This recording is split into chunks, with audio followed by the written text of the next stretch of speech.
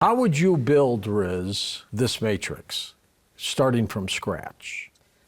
Well, if I were to build this matrix, I would think about the physical world, and then I would think about the characters that we are going to have and what kinds of challenges those characters might have.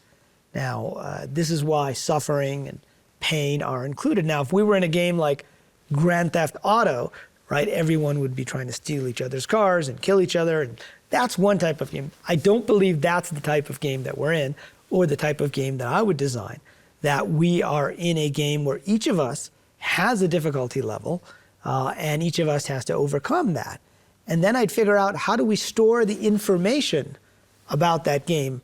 And in Silicon Valley, we say that information is stored in the cloud, which of course sounds like a religious thing, but it's really how we store information these days in machines that can't be seen. You don't know where they are. They're somewhere outside of what you can see on the screen.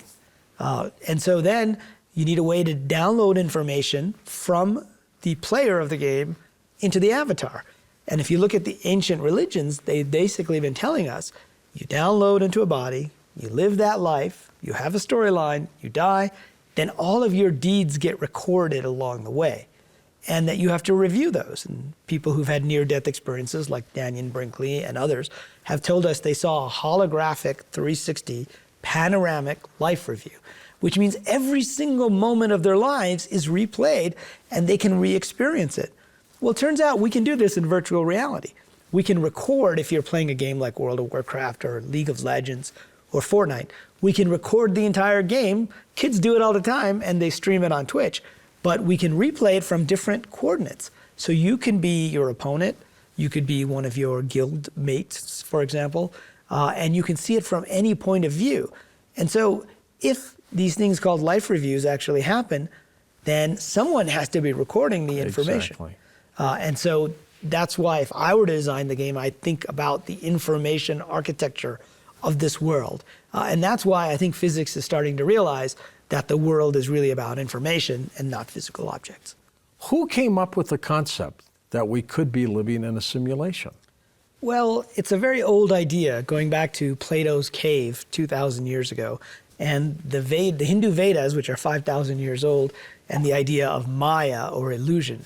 But in modern times, in 1977, the science fiction writer Philip K. Dick gave a speech at the Met Sci-Fi Convention in France, and he said, "We are living in a computer-programmed reality, and the only clue we have is when some variable is altered, some change in our reality occurs."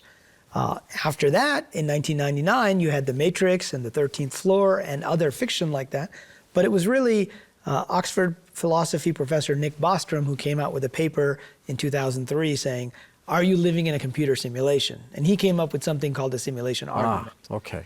And the simulation argument says either a society will get to this point that we've talked about, the simulation point, where we can create matrix-like simulations, or it won't.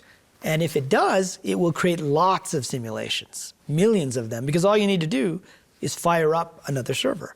And so if there are millions of simulated worlds, and there's only one base reality, and we happen to be in a world, which is more likely? We're in one of these or one of those. And so his basic idea was that if any civilization anywhere in the galaxy ever reaches the point of creating simulations, then you and I are more likely in a simulation than not. Interesting.